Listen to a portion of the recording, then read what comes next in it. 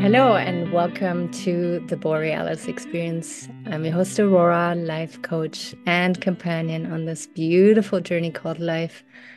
And I'm just so happy that we have Derek Lacey back on the show. As promised, we're going to go more into depth today when it comes to your sleep and how you can enjoy more restful sleep.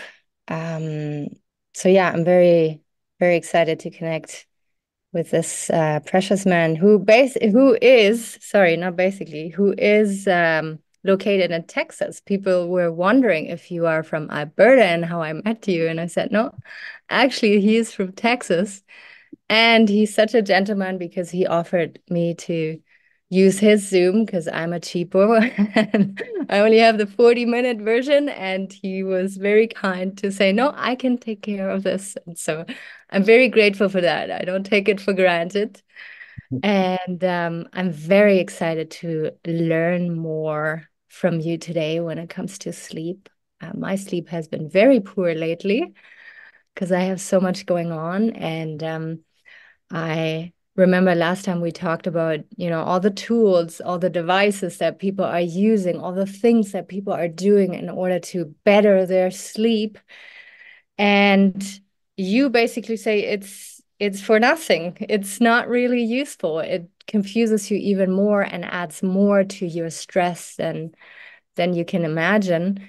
So today we'll dive a little deeper in a way that we'll talk about the root cause of insomnia and how we believe that it starts on a soul level, on a spiritual level. And if you don't dig deeper into your soul journey, so to say, if you try to distract from it or avoid it by, buying all these devices, doing all these things, then you're not going to have a sustainable betterment when it comes to your sleep problems.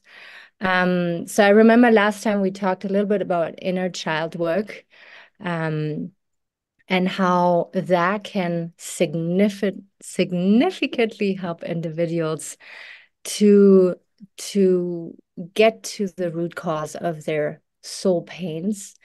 And I'd like to give the mic over to you because I know you can find the better words and better metaphors, better ways to describe all this.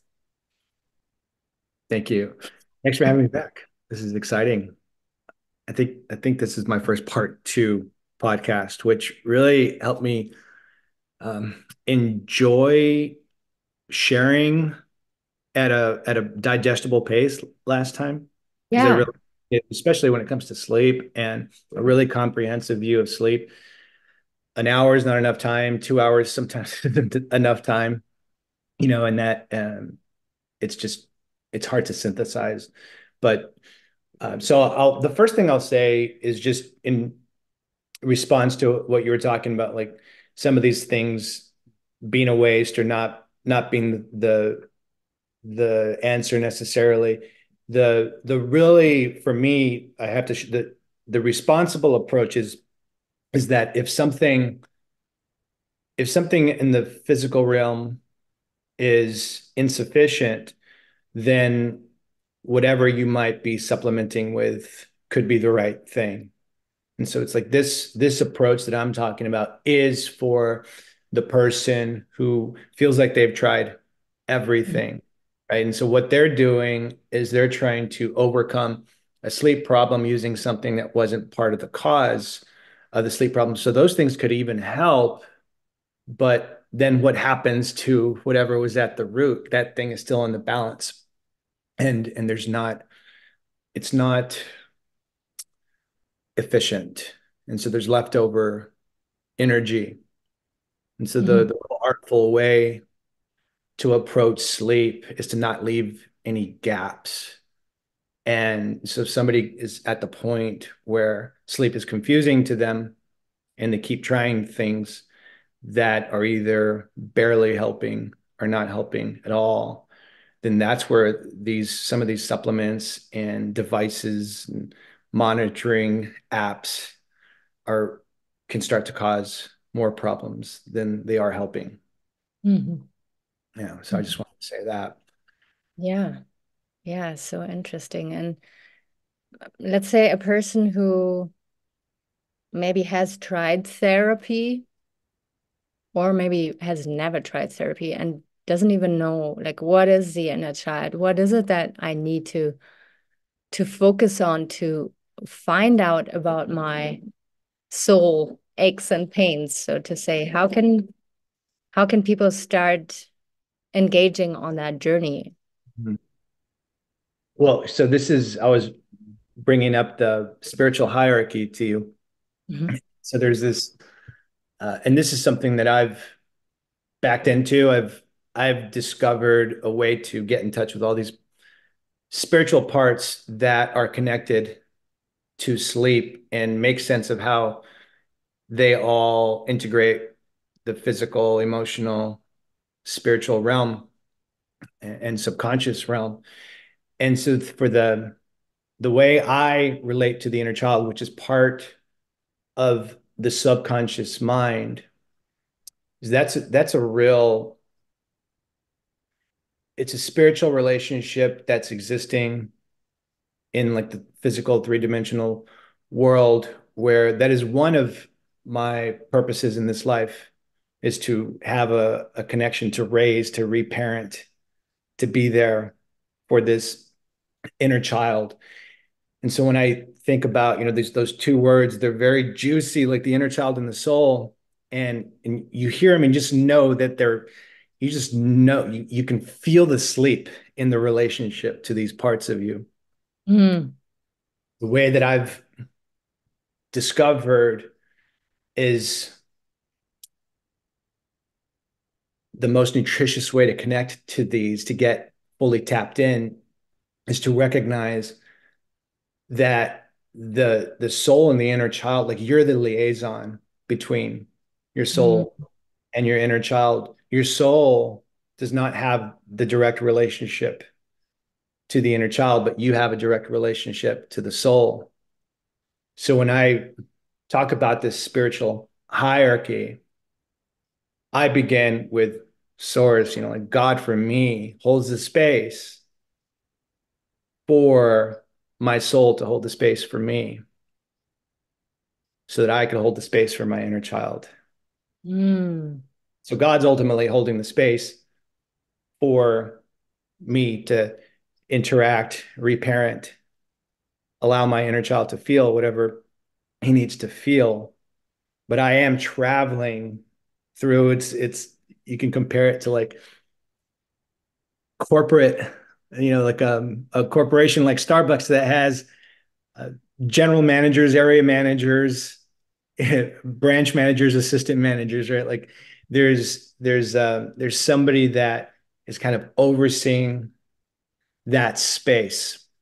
And so when Mhm. you start to feel really overwhelming, because this is where we get to, that's it can feel like there's a breach between you and your inner child if you're just trying to approach sleep from this space of like, okay, I heard this guy talking about inner child work and I'm experiencing, hyper stress state, and I tried connecting to my inner child and it's not working. But it's like, you have to slow down and really nurture that relationship and start slow. And all of our parts want to be seen. They all want to be seen. As soon as you stop, what feels so good when you hear the word soul is just, it's like you remember that you are an energetic spirit that's inside this physical body, and you're like, oh yeah, it's really special, right? And so all these parts really want to be seen. And Yeah. so when we allow ourselves to be seen by the greatest source of all, it really sets the table, creates all the space that we need for all these parts to be seen, to be in their full empowerment, to then provide space to the next level below in that hierarchy. And then it Mm. starts to trickle. It trickles down and then it starts to trickle back up. And it's a really efficient, resourceful process. Wow. Wow. I love how you put it into words, especially with the Starbucks metaphor, and that makes it easy, very easy to understand. And what I'd love to add to this is when it comes to the inner child, it's usually, and correct me if I'm, or if you see it differently, add to it again.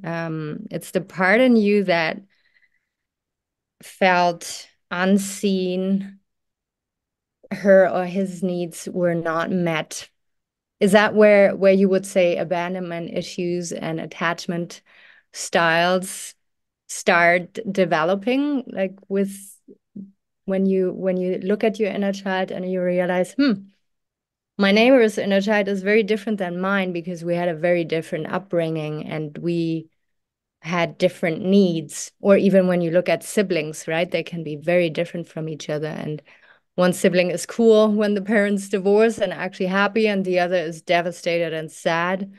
So they will have to do different kind of parenting of their inner child. And then we also have the parts in us. And that's my question to you. Do you think that's inner child too? Let's say I'm in my teens or in my 20s and I start rejecting parts in me that I feel are causing me trouble when it comes to belonging to a community. Let's say I'm a loud sexual being and I grew up in a very Catholic environment and I feel, oh shit, I have to be quiet, I have to submit, and my sexuality is bad because people are gonna start judging me or reject me. Um, so would you say when we reject parts, feel shame for ourselves and the inner child, is that the same kind of work? Is that the same entity, or is it two different things that we have to address individually? Yeah. I mean that's a great question. It's nuanced, it's complex. I think there are many ways to relate to it. The way I relate to it is the inner child is always there, and the inner child is part of this person who is no longer a child and now has this new relationship, likely through the ego wanting to belong, right? And so the subconscious mind, which houses the inner child, also has a relationship to the ego. And also in this hierarchy, this spiritual hierarchy, has a relationship to the higher self. So higher self is a word like in coaching and in personal growth industry, you hear a lot about like, well, what does your higher self think? You Mhm. know, make this decision from your higher self. And some people use that term interchangeably with the soul. I don't think of the higher self as the soul. I think of the higher self as the adult version of us who's already ascended past the healing that is needed from the inner child. And so when we are able to connect to the inner child through this spiritual hierarchy and the inner child feels safe, the way I relate to it is that now the higher self is leading the subconscious mind. Mm. And not the scarcity part, the At this, pain yeah, driven exactly. part in us. Yeah, yeah, yeah. Yeah. And so that person who's feeling shame as Yeah. the adult is, so the answer is like both, that their inner child is not feeling safe and they don't have access to their higher self. Right. Yeah. Yeah. Yeah, shame is a tricky beast. It blocks off our life force Mm. and suppresses our gifts, basically. I feel where shame lies is actually where our gifts are hidden, but that's a totally different topic. Um, yeah, that's And so so it's a way to think about it for somebody who's listening is that when we start speaking about spiritual components, I mean, I see this all the time. I saw this on a post on Instagram earlier. When people start talking about the soul and angels, spirits, the ego, there's a different opinion for every person, right? Everybody has a different way of relating. I think of things in terms of flow, and do they create the momentum that's appropriate for that time of day, like with sleep, for instance, and are there leftover parts? And so the way, and I can show you a diagram if somebody's interested in seeing how I've drawn this out with the higher self and the soul. It's like there's this rotation of energy where there are no parts left over. It's like sometimes when you buy something, assemble your own furniture from IKEA or something like that, and you've got like four screws left over, and you're like, oh God, like something's not adding up. Like I hope this works. Um, this is the way I look at the spiritual hierarchy. I'm like, okay, it's just constantly feeding into each other, and it's a healing, cleansing process. It's like a river, right, that's feeding into an ocean. And Mhm. so that's how, like, I can, with not just feel it in my body, but with the eyes, also see how this hierarchy of inner spiritual and outer spiritual, comprehensive spiritual energy makes sense. Mm-hmm. Mm-hmm. Well, this is Addie. Addie adding his two cents. Yeah, that's extremely interesting. And so when you work, or the people that you've worked with so far, is there a common denominator? Would you say that you can see that a lot of people have suppressed stuff from their childhood that is keeping them awake at night, troubling them at night, or is every case completely different? Every case is different, but the only recently I've really been able to articulate what the common problem is, and it really comes down to people trying to let go of what they're supposed to feel, and then on the other side, feeling what they're supposed to let go. Hmm. This is where the inner child comes in, right? So it's like the inner child is feeling something, and then the adult is like, I don't, this doesn't feel right. I want to let go of that. I want to release it, but the inner child wants to feel it, right? Ah. But then in reverse, there's this emotion that is really more from the ego, and we kind of buy into this, you need to feel it to heal it, and so we try to feel and then resonate in the emotion that really is designed to be released. Mm-hmm. That is the most difficult thing, and that's why the inner child work is so important. And really just like this simple, I like to bring it back to simplicity, but it's just like the the process for going to sleep that is the simplest is sitting in a chair for as long as it takes and doing nothing until the waters have stilled enough that you have the space to connect with your inner child. Because now you can really understand what wants to be felt and what needs to be let go. Mm. It's really simple. So it's like without having to get into the intellectual part of our conversation so far, it's like if this were a routine and I would just set a timer for Mm-hmm. 5 minutes. Say, okay, let's just do nothing for 5 minutes. We'll check in and Mm-hmm. right. And then what you'll go through is this process of discomfort for the first 2.5 minutes that had I not been holding the space for you, you would maybe intuitively misinterpret that discomfort as something that you're trying to avoid, that you should let go. Yeah. But it's just like when you slam the brakes on a vehicle, and so we have been put in charge now because of the way the world works and technology in longer days. We are in charge of slamming the brakes on the car to stop the day we're stopping it later than it was designed to stop. Yeah. We're in charge of creating that space. So it's really uncomfortable when you come to stops like that. And so we just have to, you stop and you realize, all right, it's not going to feel amazing for the first few seconds or minutes when I just sit there and do nothing, but I'm going to hold my ground. And then after that momentum kind of pushes up against the dam and starts to retreat, you're going to start to feel yourself come into balance. And this Mm. is where you start to make this progress from.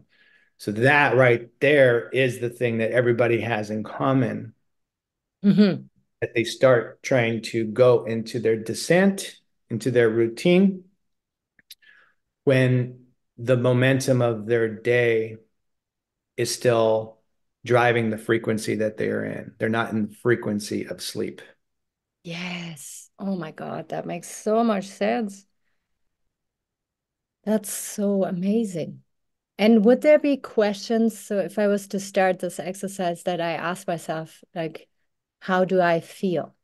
What is it that what is it that I need to make peace with today? Or things like that? Okay. Yeah. What did I try by scrolling just before going to bed? What did I just try to avoid? Is it Mhm. an argument, or is it feeling rejected or abandoned or all these things? And then you parent that part. And some people I know will ask me, well, how do I parent that part? How do I do this? How do I hold space for myself? I've never done this before. Never Mhm. did my parents do this because they made me feel bad about how I feel about certain situations. Um, Mhm. what would you recommend to a person who doesn't know? Okay, they see now what needs to be done, but they don't know how to parent that part. Yeah, I get it. I get the question. And the first thing I'll say is that in a nighttime routine, it's important to understand that the nighttime routine is not for healing wounds. Mm. Time Hmm. routine, the inner child connection in the nighttime routine is just to remind your inner child that they're safe. Right. Right. So it's not a healing process. However, as you go into your life every single day, we still maintain this relationship to the inner child. And then those deeper questions, that work that we know needs to be done, that's where it's done. But a great a great point, a great place to start is by understanding your attachment style. The more securely attached that you are, the better connection you're going to have with your inner child, the less it's probably interfering with sleep. And I would even go as far as to say that um, most people that are discovering or that are experiencing insomnia have either avoidant or anxious attachment styles, really mainly anxious attachment styles Hmm. Hmm. that shows up. So if you can develop an understanding of your attachment style, which is an understanding of what your relationship to your caretaker was like. Did you have to make a lot of noise to get their attention, right? And or was the when you made a lot of noise to get their attention, was that frowned upon, right? This is what creates that either anxious or avoidant dynamic. And so if you already know that your inner child once was never heard and wants to be heard and felt, then that's an important thing to know. Like for me, coming from an anxious, that's what I'm healing is anxious attachment. That's my background. That is my that so my inner child loves to be seen. loves to be seen, right? And so as soon as I just without getting into the details of how do you feel, it's just like, hey, looking at you. It's like when a kid is building a sandcastle or something, and they're like, "Look, mom, look what I'm doing." Right? It's about being present with what they want. They want you to be present with them, not just see them, but just like be present with them. So just being present with the inner child for like an anxious attached person is really helpful. And but sometimes it's and then if you're avoidant, then the letting them feel what it is that they want to feel, right, is really important. This is where we get into trying to let go of what wants to be felt, and it's not exclusive to either style. But if when you start asking that question, well, how do I feel? And that feeling that the inner child wants to feel is always something that it has a root that is very simple, and it's based on abandonment or neglect or something like that. It's a very raw, rudimentary feeling, not one of resentment, ego. Usually, that's the stuff that wants to be released. But so if you can really get into like, how is it that I'm feeling?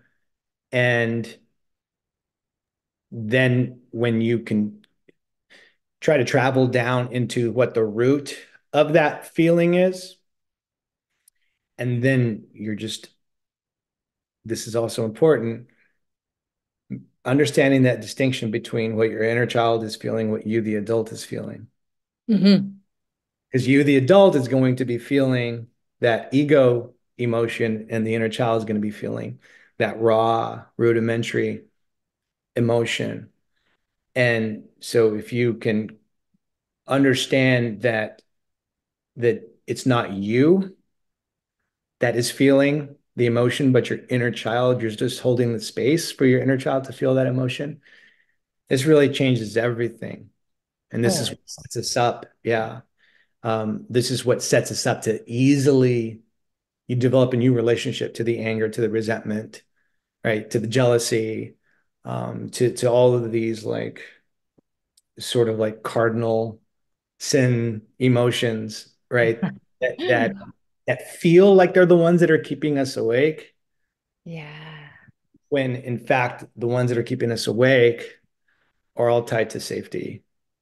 Yeah, 100%. I agree 100%. Oh, this is so powerful.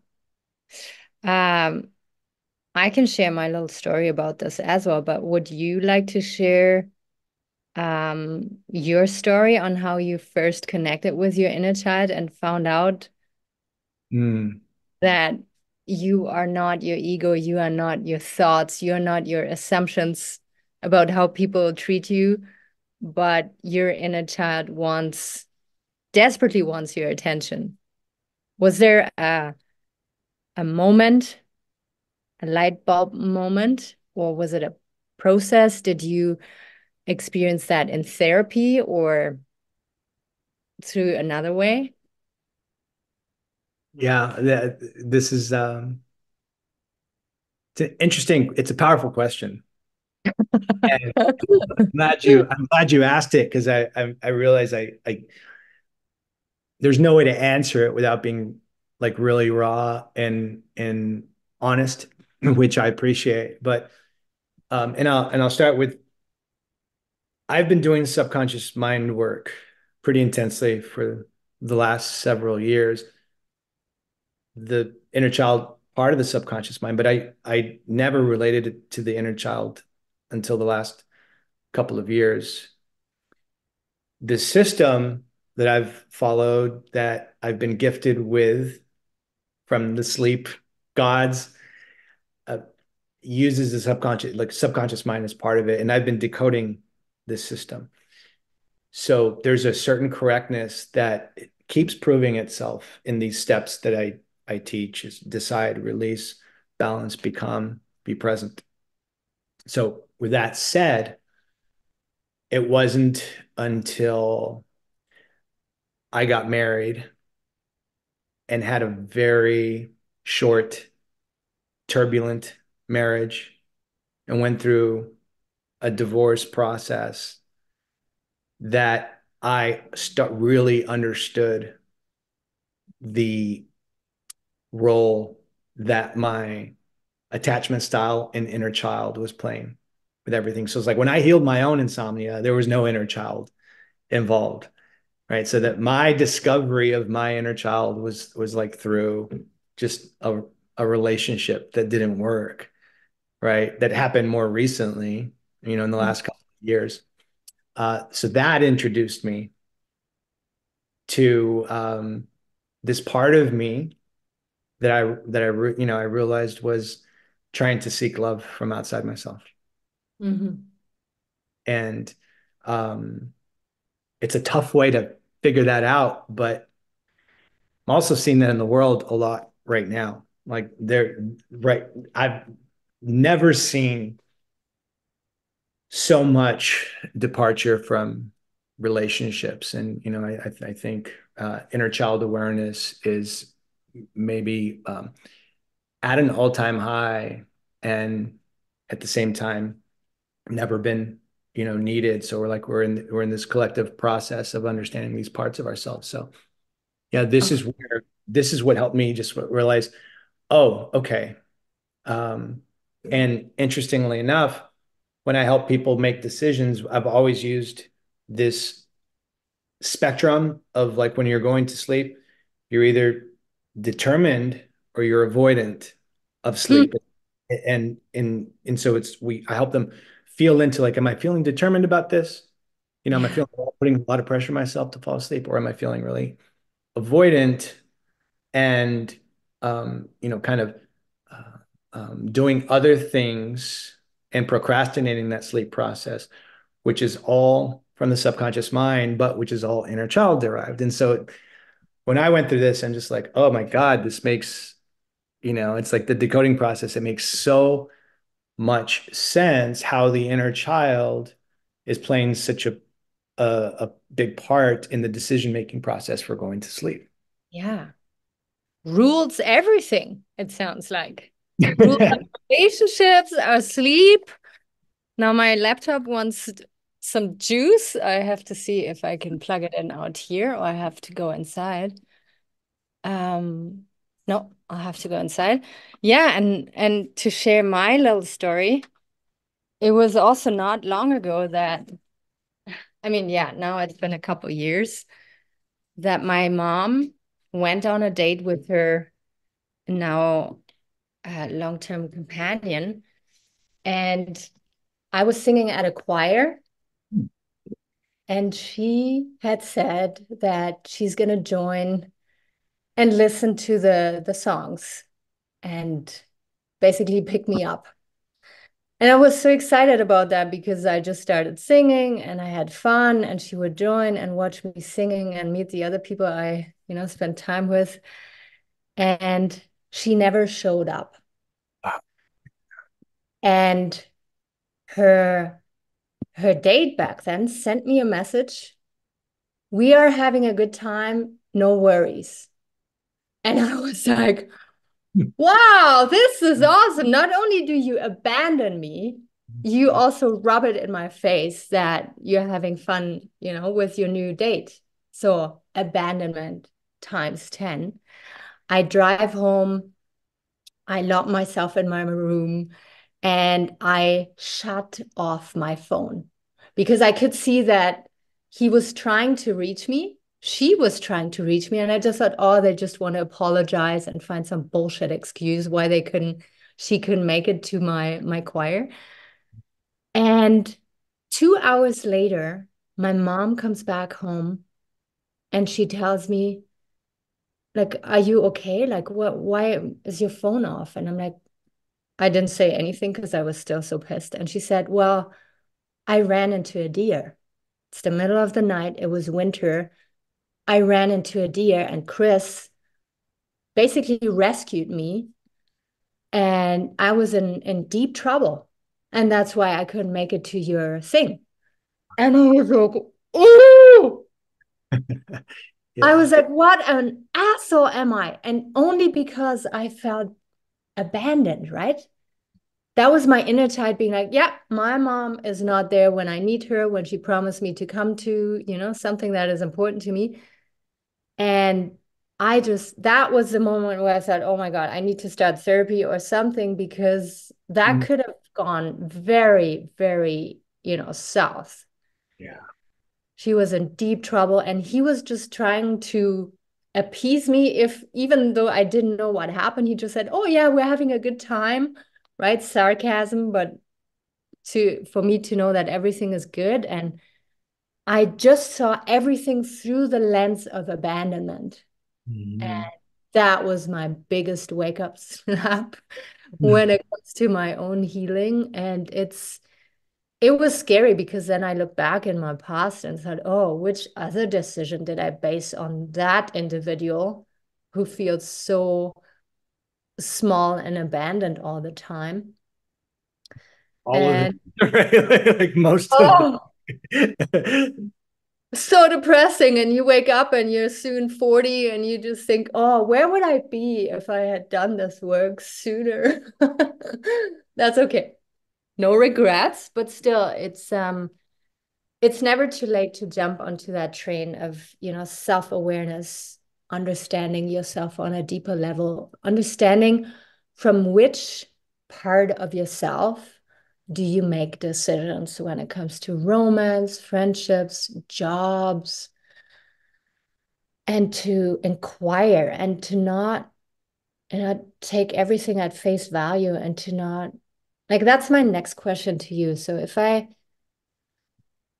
if we go back to an individual who's never done therapy, who's not aware of like they think they are their thoughts, they are their job, they are their relationship, um, without having to go through pain, like we had to go through hell, basically, how can an individual find a shortcut?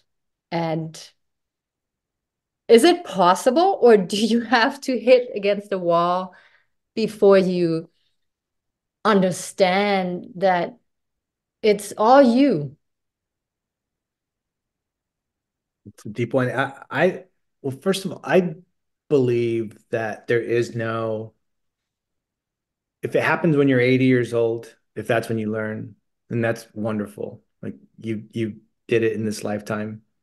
And then once it happens, like for me, okay, I made this big discovery of how I was the one that was creating at least half of my all my own problems. Right? Anytime I was a quote unquote victim to something, I'm like, all right, I at least created half, if not more, to all.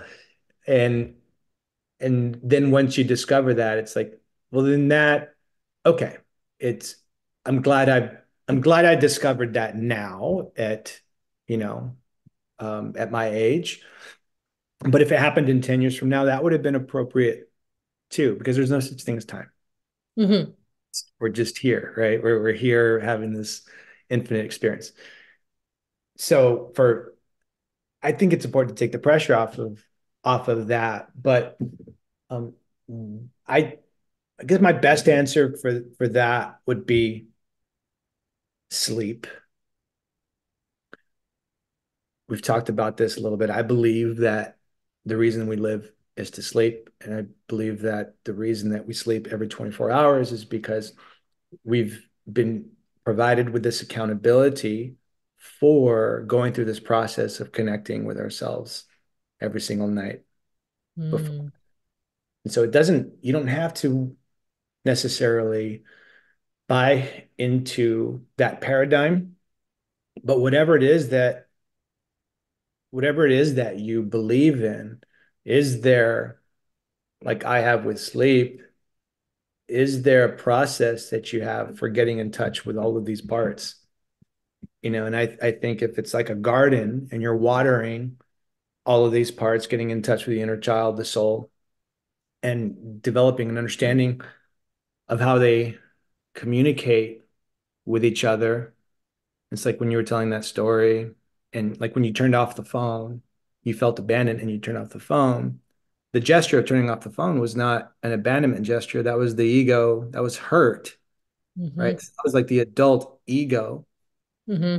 Whereas when you found out that your mom hit the deer, it wasn't your ego that felt bad. It was your higher self that was like, oh, I misread that.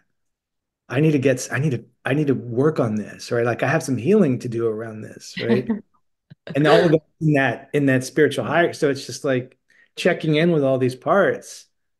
It's like, hey, higher self, how's it going? Like what are we feeling for us today? What this is like what purposes and goals, visions come in the inner child, in the soul, angels, God, right? So I think that's my best answer to that. Hmm.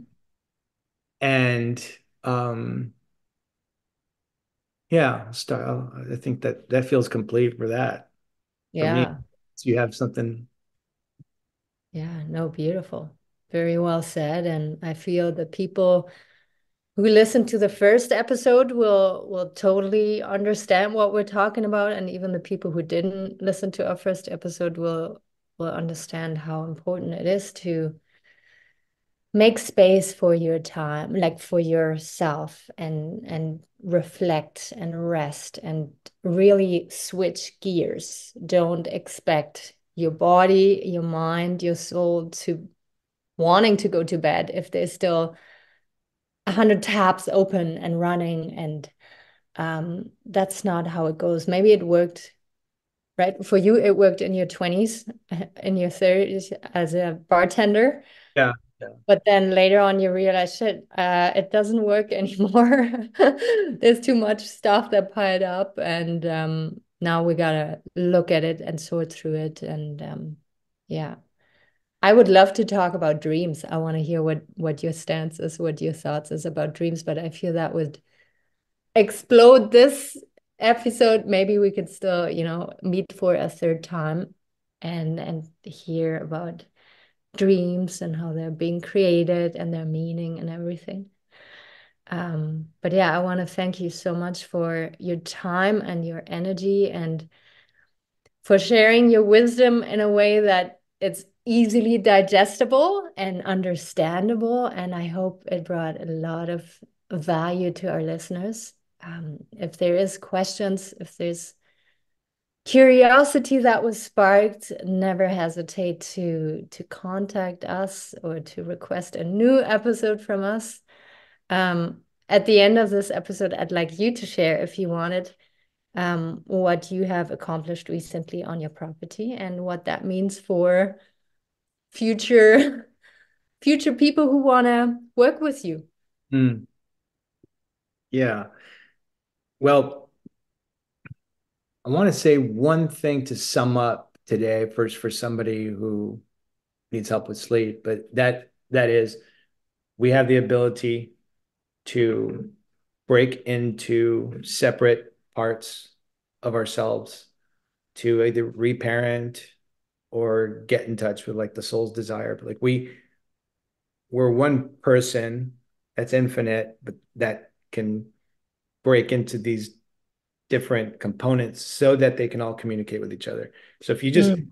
imagine yourself and all of these parts, higher self, soul, inner child, God, and they're all communicating with each other, right? It's just like a garden that has flowers and vegetables, right? And they're all and birds and bees that are all interacting and um, integrating pollen and everything that is everything that is.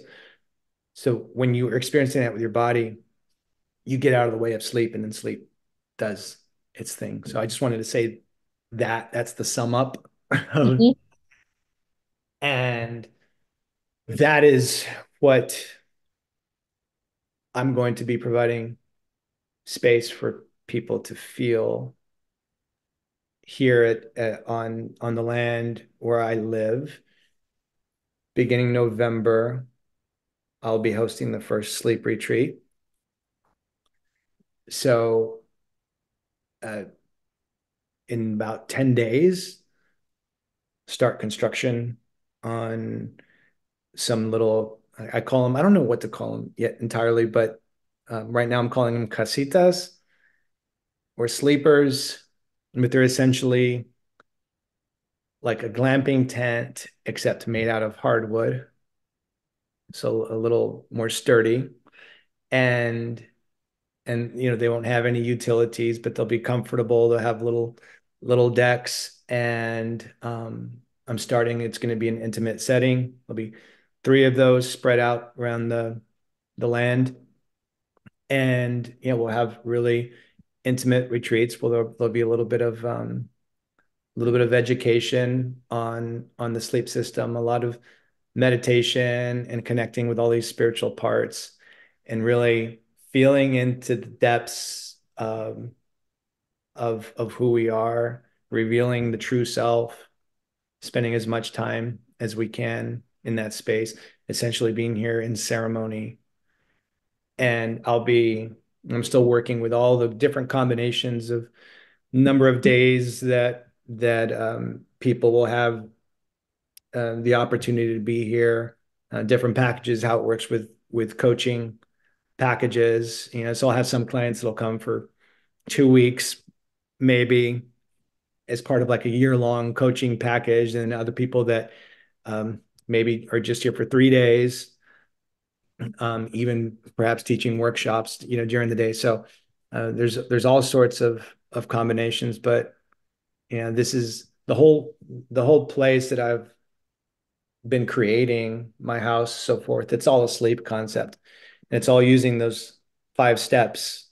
Like I use those steps to design this house and create a certain type of flow. So when somebody's stepping in to this space, they're stepping into a space that was inspired completely by the energy of sleep. So that's what I've been creating, and it's getting really close to fulfilling this vision that I had 6 years ago. And yeah, so I'm really excited about it. Mm, I have goosebumps all over. So do I. That is so amazing. And it's like I said previously, it's so needed. It's so timely. And um I'm I'm noticing how I relax while I'm listening to what you're describing there. And I envision how people will be experiencing something very unique and magical and unforgettable that they can take. Like you're not only teaching them to sleep or supporting them to sleep good in the cabins, they're going to sleep differently, better for the rest of their life because they just have this shift in their mindset on a soul level. And yeah, that is so powerful. And I can't wait to see videos and to hear more about it and to one day maybe visit and see it with my own eyes. And yeah, I wish you lots of success with the building and make sure that you take pictures of the before and after. I love Yeah. those. Thanks for reminding me. I'm really bad at before and after. I always end up with the after. I'm like, oh, I have nothing to contrast this to. Yeah, yeah, Uh, you remember how it looked like, yeah, but we didn't see, how much work went into it. And no, it's just so amazing. Very, very awesome. And I'm so grateful that we met and that you were willing to share all your wisdom here. And I wish you all the best for your journey. Thank you so much. thank you. Thanks for having me, and um, I really appreciate the depth of your questions and the presence that you have had with me, and your willingness to look at sleep a different a different way, and kind of ask questions from this paradigm of the more like spiritual, emotional side of sleep, the less mechanical side, because I think there just needs to be more awareness about that. So I really appreciate you. Thanks for the space. You're so welcome. Thank you, and bye bye. Bye. Yeah, I hope you got a lot of value out of this episode. I thoroughly enjoyed myself and learned so much. And I think if it is one thing that you want to take home, Eddie in the background, then it is to be gentle with yourself and to reflect without resentment or upset or anger or wishing that you were in a different place than you are at the moment.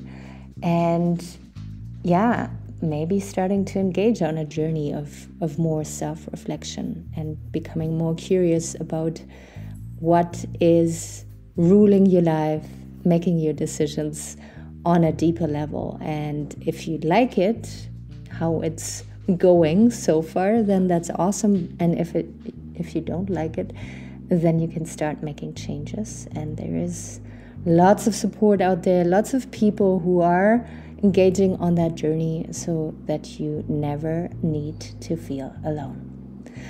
I'm sending you out into this beautiful day with lots of love.